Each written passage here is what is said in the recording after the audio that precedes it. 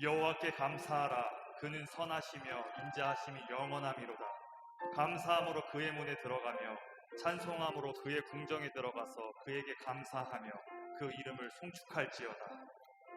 감사하는 성도여 주스 찬송 부르세. 주는 겨울로 빚어 영영하게 거뒀네.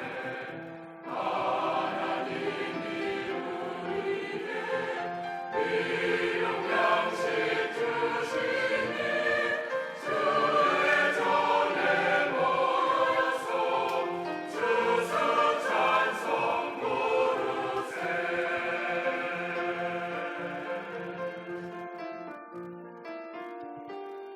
하나님은 우리에게 은혜를 베푸사 복을 주시고 그의 얼굴 빛을 우리에게 비추사 은혜를 받으러 찾아온 우리 주 뜻대로 우리에게 이끄소서. 사랑 대적자가 물러가니 내 주의 이름 높이 찬양하네. 기뻐 주의 백성 기뻐 감사 찬송 축제의 깃발은 불러 주 십자가 군이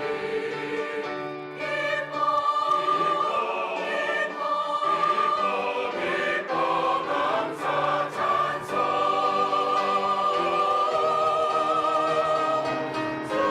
주여서 오셔서 우리 받아주소서.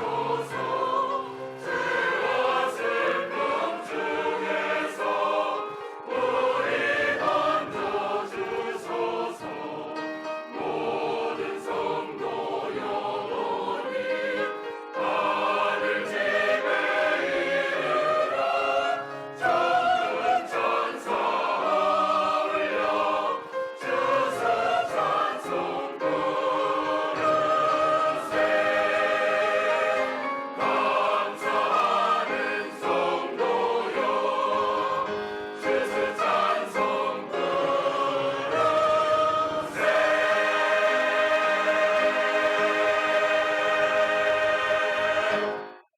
하나님의 말씀은 영원히 서리라. 이런 제목을 함께 말씀을 전하도록 합니다. 오늘 이사야서 40장은 이사야 선지자가 이제 나라가 바벨론의 침략으로 멸망당하고 많은 사람이 포로로 잡혀가는 이 어려운 때에 그 백성들을 향하여 비록 지금은 우리가 멸망하는 것 같지만 하나님은 반드시 우리를 버리지 않으시고 다시 돌아오게 할 것이다 라고 약속의 말씀을 그 백성들에게 선포하였습니다. 그러면서 그는 오늘 8절에 풀은 마르고 꽃은 시드나 우리 하나님의 말씀은 영원히 서리라. 그렇습니다. 과연 지금 현실은 그들이 다 멸망하는 것 같고 나라를 잃은 것 같지만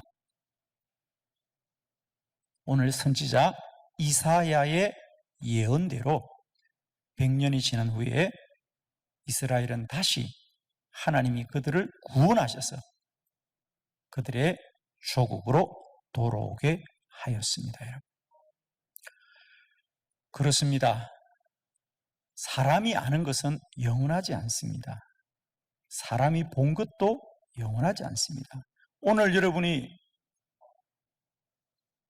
저 들판에 풀을 보고 꽃을 보았지만 그들 또한 마르고 시들 것입니다.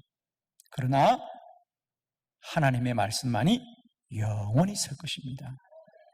저는 축복하기는 오늘도 내가 보고 들은 것들에 우리의 삶이 흔들리거나 넘어지지 않게 하여 주옵시고, 영원히 서는 말씀을 따라 서게 하여 주옵시고, 영원한 주의 말씀을 따라 우리의 삶이 복되게 하옵소서. 하나님의 말씀은 영원히 서리라.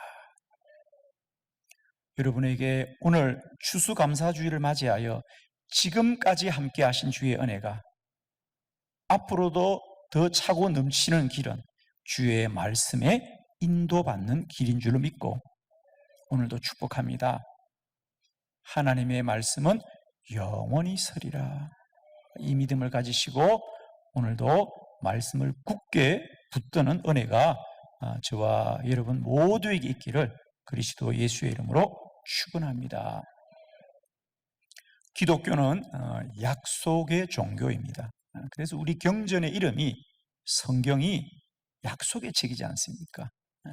구약 성경 옛 약속, 신약 성경 새로운 약속입니다. 우리 성경의 주제는 수많은 하나님의 약속이 어떻게 성취되었는지를 보여주고 있고요. 성경을 잘 살펴보면 우리 성경에는 창세기부터 요한계시록까지 3만 개가 넘는 하나님의 예언과 약속들이 있고 그 대부분이 다 이루어졌고 지금도 주님 다시 오실 그날을 향하여 주의 예언의 말씀들이 이루어지고 있는 줄로 믿습니다. 그 최고의 약속은 우리 주 예수 그리스도가 다시 오신다는 거죠. 오늘 저는 하나님의 말씀은 영원히 서리라고 하는 이 주제를 가지고 우리 이사야 선지자가 100년 전에 했던 이 예언이 이루어진 것처럼 우리 성경에 수많은 하나님의 약속들이 어떻게 이루어지는지를 우리가 말씀을 통하여 듣고 깨달을 때마다 우리 안에 믿어지는 은혜가 있기를 원합니다. 자, 여러분 가지신 주보를 참고하면서 우리가 3만 개가 넘는 그 약속 중에 4가지 말씀들을 우리가 이 시간에 함께 살펴보겠습니다. 첫 번째, 하나님이 반드시 돌보십니다. 창세기 50장 24절로 25절을 교독합니다. 24절, 요셉이 그의 형제들에게 이르되 나는 죽을 것이나 하나님이 당신들을 돌보시고 당신들을 이 땅에서 인도하여 내사 아브라함과 이삭과 야곱에게 맹세하신 땅에 이르게 하시리라 하고, 요셉이 또 이스라엘 자손에게 맹세시켜 이르기를 하나님이 반드시 당신들을 돌보시리니 당신들은 여기서 내 해골을 메고 올라가겠다 하라 하였더라. 아멘. 17살의 나이에 정말 억울하게 애굽의 노예로 팔려갔던 한 소년이 이제 그곳에서 한 생애를 다 마치고 이제 하나님 앞으로 가기 전에 그 곁에 형제들에게 유언을 합니다. 나는 먼저 갑니다. 나는 이 타국에서 내 고단한 인생을 마치고 이제 하나님께로 갑니다. 그러나 당신들은 반드시 하나님이 돌보셔서 우리의 고향으로 돌아가게 될 것입니다. 그래서 부탁을 합니다. 그럴 때 나의 유고를 이곳에 두지 말고 내 조상들의 땅에 묻어 주십시오. 그래서 내 해골을 메고 올라가겠다고 약속해 달라 이렇게 말합니다. 요셉의 유언입니다. 이 약속의 말씀이 우리 성경 가운데 어떻게 이루어지는가? 우리 함께 성경을 찾아봅니다. 출애굽기 13장 19절의 본문이죠. 다 같이 합독합니다. 시작. 모세가 요셉의 유고를 가졌으니 이는 요셉이 이스라엘 자손으로 단단히 맹세하게 하여 이르기를 하나님이 반드시 너희를 찾아오시리니 너희는 내 유고를 여기서 가지고 나가라 하였음이더라. 아멘. 아멘. 과연 모세가 이스라엘 백성들을 이끌고 출애굽합니다. 이제 애굽을 나가는 것입니다. 그때 모세가 요셉의 유고를 챙깁니다. 여러분. 그러면서 왜 요셉의 유고를 챙겼느냐 말합니다. 이는 이렇게 하는 것은 요셉이 이스라엘 자손으로 단단하게 맹세하여 이르기를 하나님이 반드시 너희를 찾으시리니 너희는 내 유고를 여기서 가지고 나가라고 하였음이더라. 즉 요셉이 죽을 때 유언한 그대로 이스라엘 백성들은 그 유언을 기억하고 모세가 그 말씀대로 행하였다는 거죠. 무려 350년이 지난 후의 일입니다. 요셉이 하나님이 반드시 우리를 돌보아 주실 것이고 이 나그네 된 땅에서 우리의 고향으로 돌아가게 하실 것입니다. 그때 나의 유고를 내 고향 땅에 묻어달라고 하는 이 예언의 말씀이 350년이 지나서 이루어지더라. 사랑하는 성도 여러분, 하나님의 말씀이 당장은 아니지만 반드시 이루어질 것이고 말씀은 영원합니다. 기억하십시오. 풀은 마르고 꽃은 시들 것입니다. 그러나 하나님의 말씀은 영원히 서리라. 두 번째 주보의 말씀들을 볼까요?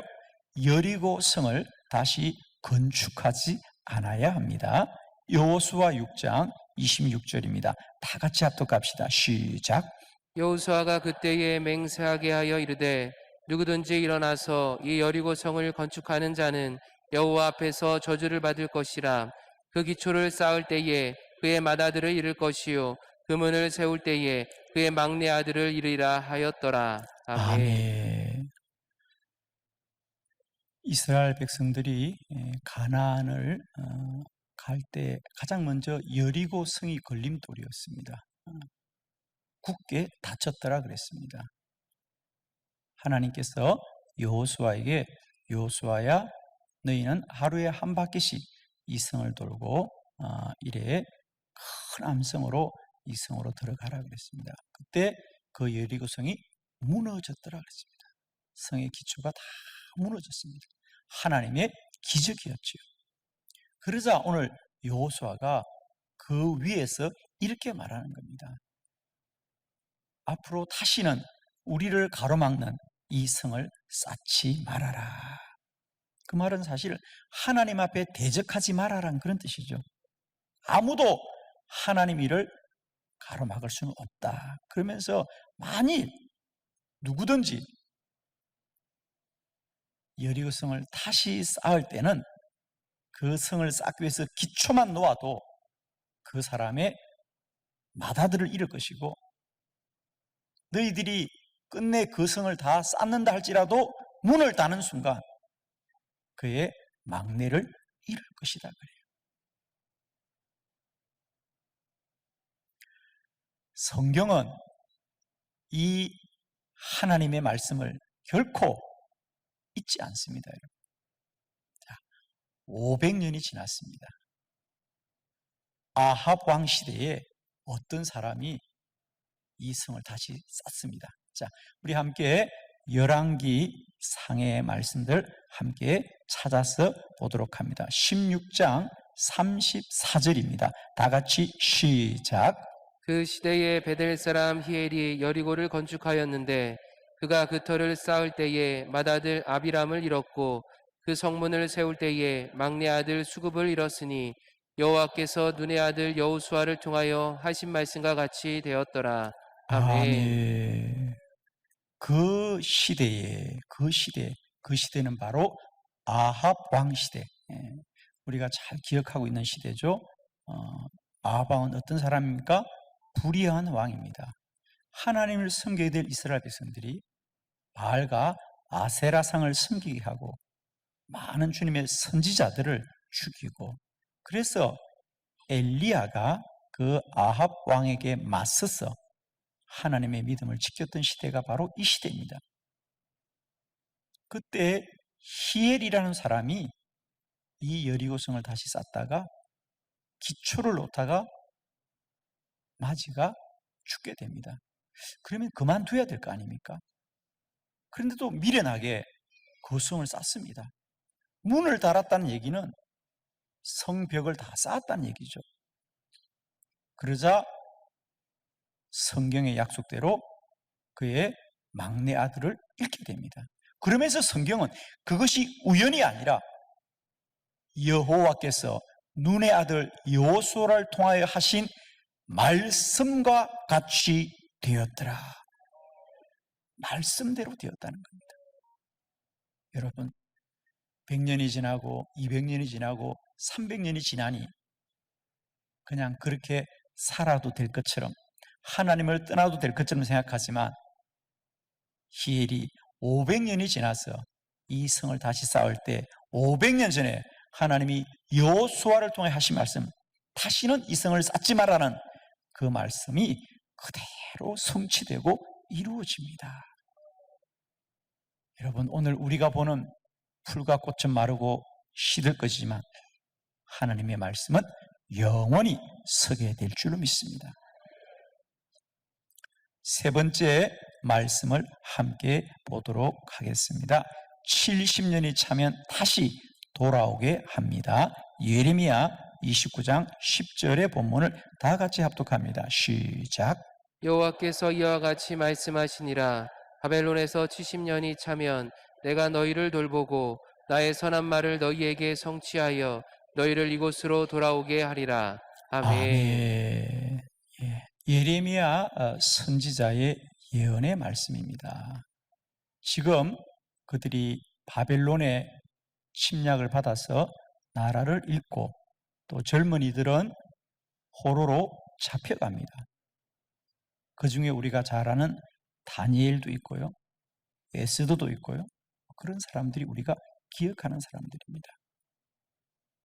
그런데 예레미야 선지자가, 물론 지금은 우리가 나라를 잃고 저들에게 멸망을 당하였지만 70년이 차면 다시 하나님이 우리를 돌보시고 우리를 이곳으로 돌아오게 할 것입니다. 사실 70년이라고 말하지만 그 당시 바벨론 제국은 강국입니다. 어떻게, 예를 들면 우리가, 이 망한 나라가 어떻게 이 바벨론과 싸워 다시 이기고 우리가 돌아올 수 있을까? 아무도 상상도 못하는 일이죠. 우리나라는 일제에 36년만 지배를 당하여도 우리는 다 포기하지 않습니까? 말도 일본 말을 쓰고 이름도 일본 이름으로 다 바꾸는, 이제 우리는 어쩌면 영원히 일본의 식민지로 살아야 된다고 생각한 게 30년만 그렇게 살아도 낙심을 하는데 70년이면 긴 세월입니다. 그러나 우리가 아는 대로 과연 하나님이 약속하신 70년이 되자 그 세계 강대국 같던 바벨론도 페르시아에게 멸망을 당합니다. 우리 성경에는 바사라고 나와 있는 그 페르시아에게 멸망을 당하고 그 페르시아가 다시 이스라엘 백성들을 조국으로 돌아가게 하는, 하나님의 말씀은 영원합니다. 오늘 우리의 생각과 눈에 과연 그런 일이 어떻게 일어날까 상상도 할 수 없지만 하나님은 오늘도 크고 놀라운 일을 행하시고 만세부터 만세까지 하나님의 약속을 이루시는 신실하신 하나님이시다.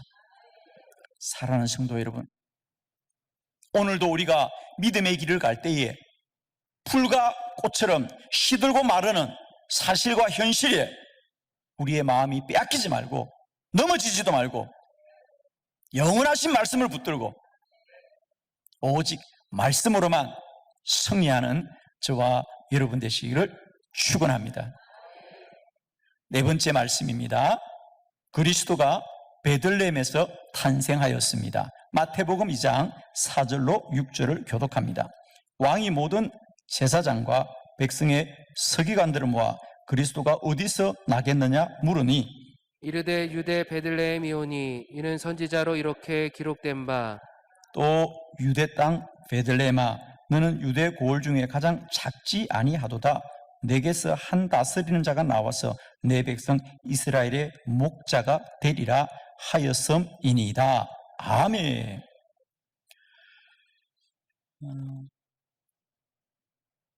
동방의 박사들이 예루살렘에 예수님이 탄생했다는 소식을 듣고 그들이 먼 길을 찾아 예루살렘에 왔습니다. 그런데 정작 예루살렘 사람들은 예수가 난지도 몰랐죠.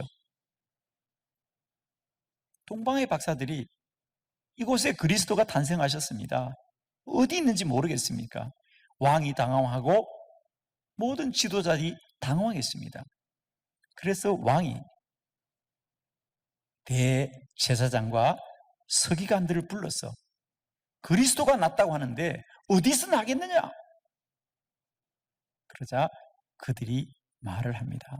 우리는 알 수 없습니다. 그러나 선지자가 기록하기를, 그죠? 거기 5절에 보면 선지자가 기록했습니다.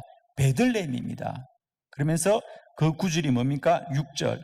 유대 땅 베들레헴아 얘는 유대 고을 중에 작지 아니하도다. 내게서 한 다스린 자가 나올 거라고 선지자가 말씀하였습니다. 라는 이 선지자가 누구냐? 바로 미가 선지자입니다. 우리 구약성경에 미가서라고 하는 작은 책이 있지 않습니까? 자, 그 미가서 5장 2절의 본문을 다 같이 함께 봅니다. 시작. 베들레헴 에브라다야 너는 유다 족속 중에 작을지라도 이스라엘을 다스릴 자가 내게서 내게로 나올 것이라. 그의 근본은 상고에 영원히 있느니라. 아멘. 미가 선지자가 이미 앞으로 구원자 메시아는 베들레헴에서 날 것입니다. 왜? 다윗의 자손이라고 하였기 때문에. 베들레헴은 다윗의 고향이었습니다. 미가 선지자는 예수님이 이 땅에 태어나기 700년 전에 살았던 선지자입니다. 그렇습니다. 하나님의 약속은 700년이 지나 베들레헴에서 과연 예수 그리스도가 나셨습니다. 사랑하는 성도 여러분, 다윗 왕은 시편 119편 105절에 주의 말씀이 내 발의 등이요 내 길의 빛입니다. 주의 말씀이 내 갈 길을 비춘다 그랬습니다. 믿음의 사람은 내가 아는 것으로 사는 것이 아니라 하나님의 말씀으로 살 것입니다. 우리의 마음은 시시로 바뀌고 세상은 때때로 바뀝니다. 풀은 마르고 꽃은 시듭니다. 그러나 하나님의 말씀은 영원합니다. 내일이 복되고 미래가 복되기를 소원하는 여러분이요, 우리의 남은 날이, 우리의 다가올 날이 더 복되기를 소원하신다면 우리는 현재 매인자가 아니라 영원한 말씀의 매인자가 되어져서 말씀으로 인도받을 때 우리의 다가올 날들은 복되고 복될 줄로 믿습니다. 기억하십시오. 풀은 마르고 꽃은 시드나 하나님의 말씀은 영원히 서리라.